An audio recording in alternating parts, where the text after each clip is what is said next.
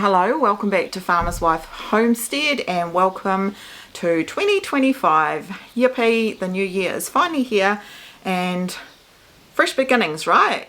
I like the fact that it's fresh beginnings. I don't really do the whole, what's the word I'm looking for? New Year's resolutions, new word, all that sort of stuff, because like, you know, you should be thinking of things all through the year, but that's just my opinion anyway. So a few weeks back in the community post, I asked for questions for a Q&A. I did intend to put the Q&A at the start, at the end of the year, but I've just been having some time off, so I'm sitting down today to answer some of these questions. I won't get through to all of them because there's like 30 odd questions, but we'll do some of them, and yeah, because otherwise it's just going to be a long boring video of me just sitting here yabbing away to you, and I ramble a lot, so it's, yeah, I don't know. If you're keen to hear the rest of it, let me know in the comments below. But anyway, let's get on with it.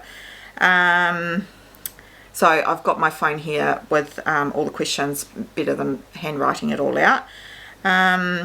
Okay, first question is what made you decide to start a YouTube channel? And I'm not going to say the names because, yeah, like, it just, well, I could try. Lizzie. That was from Lizzie. So what made me decide to start a YouTube channel? So I decided to start a YouTube channel because I used to watch, well, I don't watch as much anymore because I don't have the time, but I used to watch overseas, predominantly American cooking channels and stuff, and I was like, oh, that sounds like fun, looks like fun. I reckon I could do that, even though I absolutely hate the camera, have hated the camera all my life. Even when I was skinny and young, I still hated the camera, and I just decided to push through it and do it because there wasn't a lot of Kiwi content out there, and you know, like, there's a lot of things that we can't buy that other countries talk about and stuff, so I decided to do it myself. I was still working full-time when I really started getting into it, so I was doing long hours as an ambulance officer. They were 12-hour shifts, sometimes even longer, 14 hours, and then I would come home and I would you know, do editing and videoing and stuff like that on my days off and so, and then I retired in 2023, and that's when I really started honing down on YouTube. So that's pretty much why I started it, is because I just felt that I had some advice to offer. I enjoy cooking, and I really enjoy cooking on a budget and stuff, so yeah, that's pretty much how it started. Okay, so the next one, from Jenna. I would love to hear more about your catering and cafe work. You did the best and the worst parts of the industry, and how did you manage to cater your own wedding? That's impressive. So I've done a couple of cafes over the years, and I have also, when my kids were growing up, I worked at bars and stuff like that, and an opportunity came about that there was a restaurant attached to a bar, and I still had little kids at this point, and they wanted a chef or a cook, and I was like, yeah, I'll do it. So I started my own business and started running nightly meals for the restaurant and the bar. I'm not a trained chef or anything like that, and pretty much self-taught, but I enjoyed it, and my husband would work during the day, and then I would work in the evenings when he was at home looking after the kids. So I started with that, and then I had a couple of cafes, and along with the cafe, it was at it's not a university, but it's like a UCOL, so it's a tertiary education place, and I would offer stuff, food for the students and stuff like that. And I also had a catering truck, So I did big events, you know, like hired out for parties and stuff like that. And I also catered a couple of golf courses and a school and stuff like that. So it was quite a big cafe, and I employed a couple of my daughters to help me with that, because I still had 5 children at home as well. But sort of like, yeah, 5 children, but they were like, the girls were older teenagers and stuff, and then they moved out, and yeah, long story short. So yeah, did that all while raising the kids.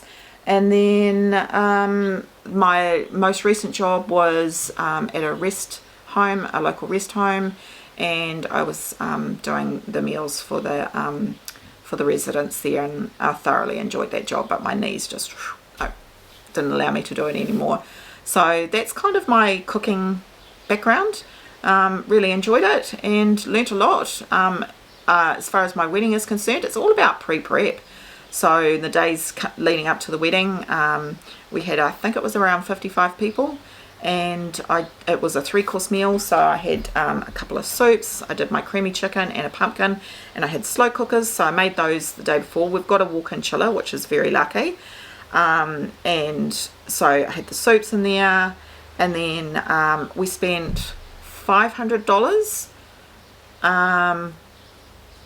Yeah, $500. I can't remember if that included some beers and some wine, or whether that was on top. No, I think the food was around $500. We had a pig at the time, so we had done a pig to do the ham, and then we had roast lamb, which I chucked on the barbecue in the morning, and then it just slow cooked along with the ham all day, and then it was all ready for the hot meat. And then I did a whole heap of side salads and stuff, and then I did hot veggies, and just, you know, cooked them up on the stove, and then ran it down in my wedding dress down to the wool shed. Had the wool shed all set up with I'll try and find some photos actually and pop them up here. And you know, we laid out beautiful white linen tablecloths and all the lovely, you know, and we decorated it. It looked absolutely amazing with fairy lights and stuff. And yeah, the only downside was the woolly smell, even though we've water blasted the entire thing like so well. But yeah, that was only the downside, and it was in July, so it was really cold and very, very muddy. Anyway, I need to move on from this question. Yeah, so that's how I did it. I'm curious to hear about where you were born and where you grew up. So I was born in the Wellington region, and my family moved around a lot. I won't disclose why, because, you know, like, that's my parents' personal business with jobs and stuff like that. But we did move around quite a lot as kids. So yeah, but I will always class the Wairarapa as my home, even though I've been up in the Waikato for going on 8 years now. I don't know, something about the Wairarapa, it will always be home for me. So yeah, and we lived on farms as well. So there was one point where most of my teenage years were on a farm, and that's where I learned how to ride horses and things like that, and my love of gardening and cooking from scratch, you know, from being brought up on a farm. Do I have any hobbies that I do for relaxation? I like to read, so if I get a chance I read. I've picked up little hobbies here and there, so I enjoy, you know, I've done scrapbooking, I've done a little bit of knitting here and there. What else? Really, cooking has always really been my hobby. I just get in the kitchen and create. Horse riding. I used to be a very sporty person. Like, I excelled at whatever sport I did, I excelled at. That was obviously prior to children, but yeah, I've always had horses. I've had my horse for years, and unfortunately with my injuries, my back injuries and my knees, I haven't been able to ride her for quite some years, maybe one day.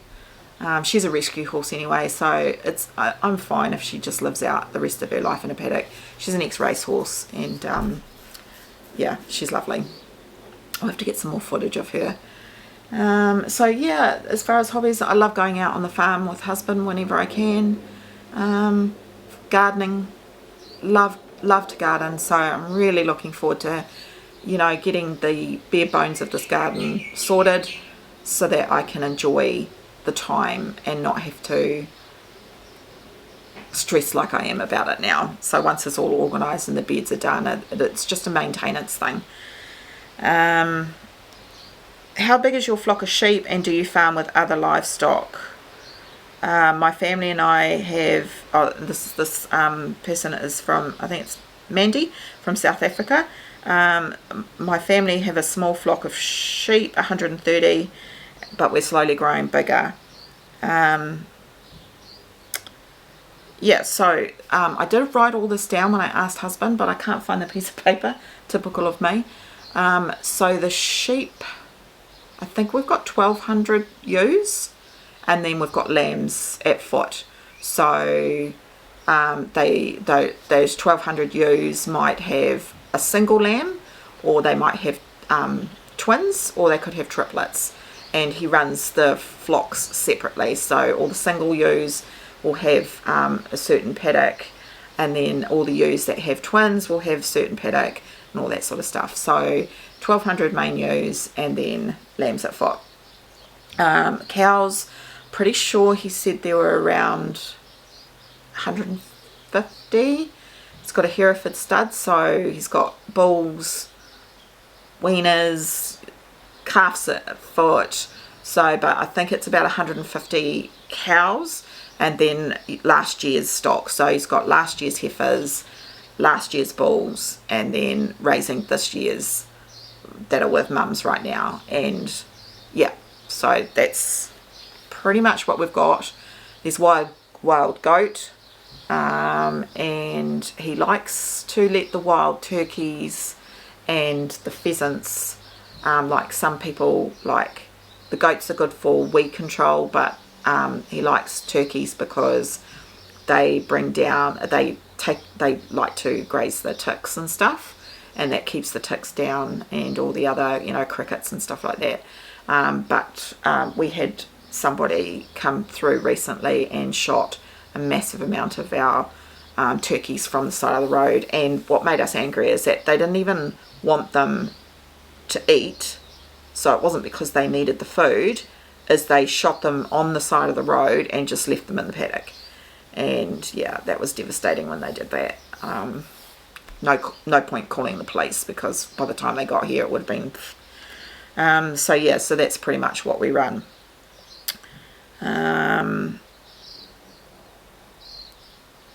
Okay, RP2736, sorry, I should have my glasses on. She says, a fellow Kiwi, love your channel. My question is, what is one task on your bucket list in 2025, and where is your favourite place in New Zealand to go to get away, and given your love of them, which is your current favourite apron? Oh, good questions. My number one task on my bucket list. Task, okay. Probably my number one task is to get more organised. I need to get more organised so that I can run my business side of things, because YouTube is a business. I need to be more organised so that I can get things out consistently and not be stressing and stuff like that. So my biggest task this year is to get more organised. As much as I love planning and stuff like that, sometimes stuff comes up, right? So that's my number one thing, is to get more organised and more consistent. And where is your favourite place in New Zealand to go? Probably, that's a hard one, because my favourite place is wherever family is, to be honest. I love to go and visit my grandkids and my children and stuff, so that's my number one place, wherever they are at. I love to be with them.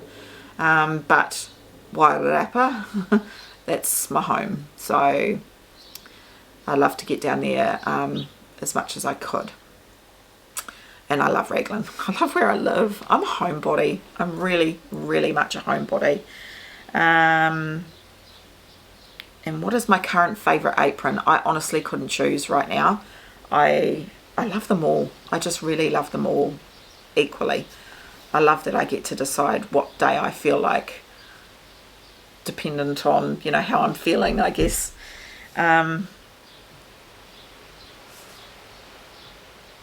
Okay, Rocky Beach, WA. So I'm assuming you're from WA. Have you ever travelled abroad, and what country? There's several questions, so I'll start with that one. Yes, I have.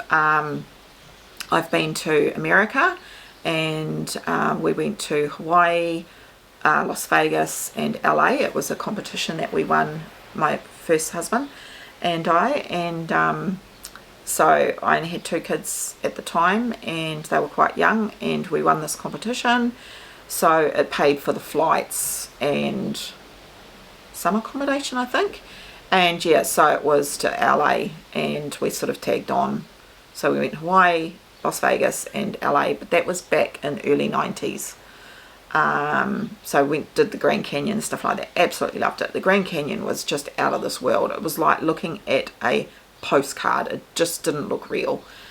And I've lived in Australia and WA, which is quite funny because I assume you're from WA. So yeah, lived in Perth, and lived there for 4 years and absolutely loved it. I've got family over there still, so I still get over there every few years. But I missed home, so yeah, came back. What was the best food you had while you were there? Back in the 90s.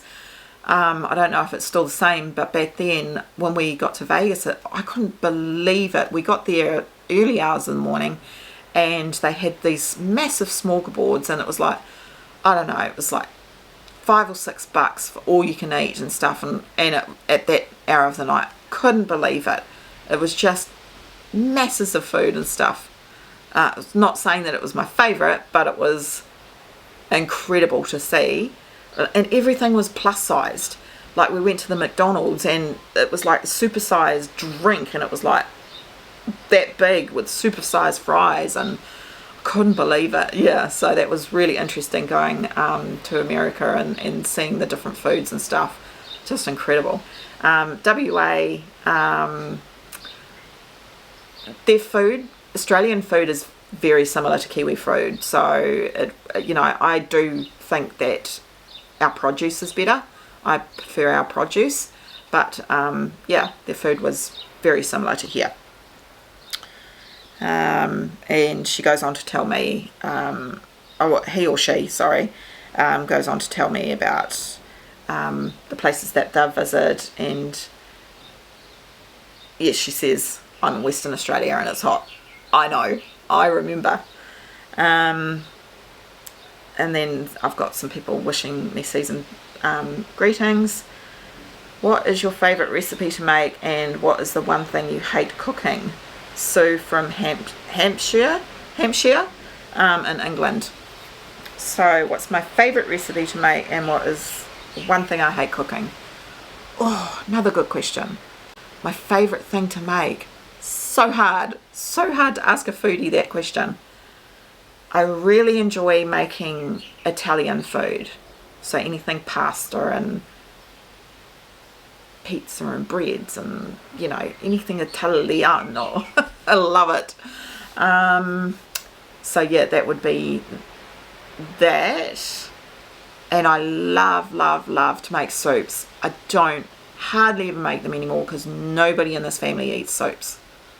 Nobody. So it's, yeah, that's a hard one. One thing I hate cooking. I don't think that I hate cooking. I do sometimes hate having to choose what's for dinner. Like I'll say, oh husband, what do you feel like for dinner? Whatever you want to make, sweetheart. I'm like, So I hate choosing. So that's why I've gone back to my monthly meal planning, because I haven't been doing it since my surgery, and it's just, I know life just works so much better when I do it. I will be bringing you a video on it soon, just to, it's like a revised video on it. But yeah, so there's one thing I hate about cooking is choosing what to make for dinner. So with the monthly meal plan, it's all done for you. You don't have to choose. So that's why I love doing the monthly meal plan. And doing the dishes. I hate having to do all the dishes. It's so much, especially when I'm filming all day and then I have to do, so it's not so much one thing that I hate cooking, it's the one thing I hate about cooking. Even though I've got a dishwasher, it's still a pain. And of course husband will come along and he'll chuck on a load of dishes if it needs to be done and stuff, but I'm super old-fashioned, and I like to do the dishes and not let him. I'm pointing over to his chair like he's there. If he does help out with the dishes, then that's a bonus for me, and that's awesome. But I tend to not worry about him doing them. I love seeing, this is good and green, I love seeing what the trees look like there. I always think sheep look so tidy, all bunched together, generally so uniform in size, due to being all same at the same time, and the same breed usually, right? Stay hydrated. So not so much as a question, but we run Wiltshires. We've got Romneys and Wiltshires, and he's just doing a breeding plan. I think we're about four years into it, where we're changing from Romney to straight Wiltshire, and Wiltshire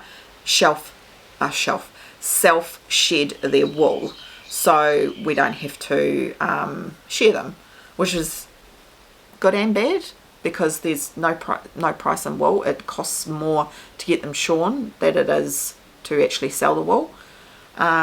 So self-shedding sheep, try that 5 times fast, is good for that reason, is because it all just falls off and it falls into the paddock and then it disintegrates into the paddock. It just means that I won't have sheep dags anymore. I cannot decipher this name, but looking forward to learning more about you and your life, maybe in the future thinking of publishing a book. I'm also curious to know, where do you find time to do all your work and YouTube? Excuse me. Publishing a book, it would be on my top list to hopefully do this year. So whether it'll be with a publishing company or whether it'll be self-published, I'm not sure yet, but it's definitely something that I'm going to be working on very hard in the coming months, because that would be like an absolute dream come true. And as far as how do I get all my work done, I just try and juggle, I try and be organised, and sometimes I just miss the mark. But I'm really going to try hard to make sure I keep on top of everything by being more organised. I don't work full-time anymore, which is really good. It helps, but when I was working full-time, so I was working full-time as an ambulance officer, long hours and commuting to and from work. I was doing YouTube, and I was still making all the meals and keeping up with the housework and things like that. But being a mum of 6, you learn how to be pretty organised. Otherwise, you don't function. Somebody is asking me to make a recipe for them. To think up a recipe for my mother's milk powder ice cream that she used to make when I was a kid in the 60s. This was in New Zealand. I've never heard of it. Never ever heard of it, so I'll have to do some research and definitely look into that. And if you are after some recipes, leave it in the comments below, and I can add it to my book that I've got of YouTube videos to make, and I can try and come up with recipes. Just having a look at the time, 24 minutes already. Oh my gosh. My daughter and I enjoy your channel. We are just wondering why you use milk powder in things like white sauce. I use milk powder because it is cheaper in this country. It is cheaper to buy milk powder, well, no, that's not right. Milk powder is relatively cheap to buy in bulk, and I have it on hand because we live so far out. I don't go to town very often. We run out of milk. So if I've got the milk powder, then we've always got milk. And I can buy less milk, so like the 2 litre containers, like sometimes the kids will drink it and then other times they won't, and then it'll go off. So yeah, so instead I have the milk powder, and instead of you know, having to use the milk if I've got it, and sure, I'll use it up so that it doesn't go off to make the white sauce. But if there is no milk, then I've got the powdered milk to make up recipes. You know, if a recipe calls and baking calls for milk, then I could just add water and a couple of tablespoons of milk powder. So it saves money in buying milk. A, wastage. B, it's relatively cheap. It's shelf stable, and I don't have to go to town as often. And yes, you can freeze milk and all that sort of stuff, but yeah, that's just a hassle. So that's the reason. What is the percentage of food that your farm provides for the family, and would you like it to be higher? What percentage? Hard to put the percentage down as such. The odd occasion we will get meat, so like if he's got an old hogget or something like that, you know, so he might do a hogget a couple of times a year, and then we've got that for roast and then chops, so that's not a lot. And we will only take beef if something happens to an animal and it's still edible. So obviously if something just dies overnight, we wouldn't eat it because we don't know why it died. But if something broke its leg and it needed to be put down, then we would take that meat. So it's been 2 years, over 2 years since we had beef. No, actually 2 years Christmas, because we did it on Boxing Day. I think it was 2 years ago, it could be 3. And that was the last time we had beef. So if we want beef, I've got to buy it. We don't ever tend to have lamb. I think we've had it once since I've been here. Again, it broke its leg, so we got to have lamb. But my husband and his kids are hunters, so we've got the lease block bush, and we get wild pig, and they also, not on the lease block, but they go deer hunting. So our red meat is mostly venison, and we actually just did one the other day, and I minced it all up and put that in the freezer. Chicken, I have chickens for the eggs, but I don't process them to eat because they're not the breeds to do that. I can make chicken stock. The roosters I tend to sell or give away, and I would love to do my own chickens. I would find it incredibly hard because I love my chickens, and I would just find it really hard processing them. But we'll see. We'll see if I can get around to it sometime, because to have our own chicken would be really nice. But in the meantime, I buy my chicken in bulk at Gilmore's. It's a huge, I think it's 12 kilos, and I buy maybe 2 boxes a year, and it's around $100 to $120, which works out way cheaper. And then I just package it all up and bung it in the freezer. So not a huge percentage actually comes off the farm. And yeah, I still buy meat just like everybody else, and fruit and veggies as well. I mean, at the moment we've got plums galore, and we've got lemons, but we don't really have a lot of fruit trees. The gardens I'm definitely working on. I definitely want to get more self-sufficient with the gardening, and it will come. It will definitely come. So I've got a lot growing at the moment, but there's a lot that I haven't been able to put in. It's just, yeah. Alright, next one. Ramble. Could you give an in-depth overview on the Thermomix, how it works in real life? Do you love it? Do you hate it? And what do you actually make with it? And this is Daydream Believer. I'm selling my Thermomix. Mostly because I've had it for almost, right, apparently when you get to 25 minutes it stops. All right, so yeah, so the Thermomix, I'm selling it. I've had it for almost 2 years, and it's mostly because I'm not using it enough. And it's an expensive machine to sit there, and yeah, it's too small for the size family that we have. And but I love the functions of it. I love the machine. I love the recipes that it makes. But I just feel it's just an expensive piece of machine to be sitting there, because I make everything from scratch for mostly videos. So if I wasn't doing YouTube, I wouldn't get rid of it. I honestly wouldn't get rid of it. But because I do YouTube, I'm filming pretty much what we are eating, and not a lot of people have the Thermomix, so I can't be making recipes in the Thermomix to video it, because this isn't a Thermomix channel. Yes, I could have a Thermomix channel, but then that would be, yeah, that would be too much, too many cooking channels. I couldn't do that. So yeah, so that's why I'm selling it. So yeah, but I love the machine.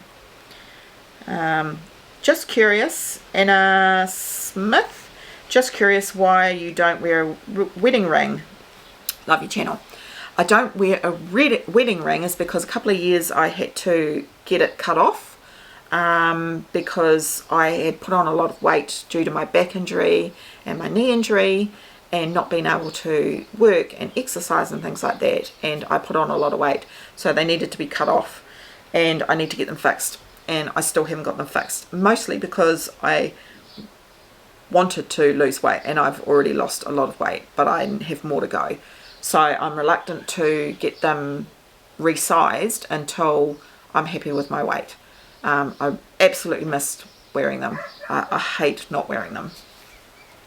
So that's why I don't wear them. How do you freeze tomatoes? That's easy. Just bung them in a bag. You can take the time to core them if you want, like just take out the little core.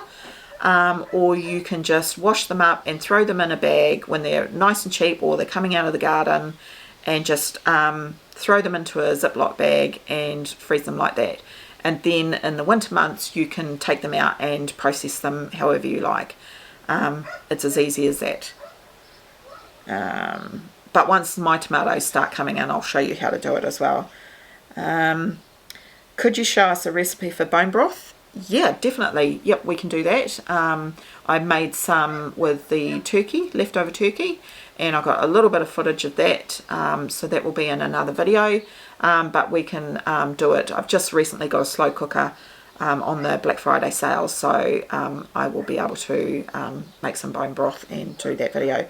I'll look at this. Only a couple more questions to go. Does your husband work off the farm? My husband is the hardest worker I've ever known in my life. He works 7 days a week. He took half a day off on Christmas Day, which was lovely. It was just the two of us, and he did a couple of jobs in the morning, and then we watched movies all day, and we ate and we grazed and we laughed, and it was wonderful, and I absolutely loved it and cherished it. So he works full-time on the farm. His daughter does help. She's coming up 20 actually, and so she's got a couple of working dogs as well, so she spends most of the day out there with him as well, and so it's a big farm. It's a big farm, and you know, it's a lot of work. And then he's also a farrier, and a farrier shoes horses, so he does that as well. So he predominantly has 1 day a week where he goes off on his shoes, and then he does shoeing after his farm work as well. So he's a very, very busy man. Yeah, so that's what he does. He used to love to go hunting and things like that, but like myself, injuries and stuff like that, you know, you get to a certain age and it gets a lot harder to do.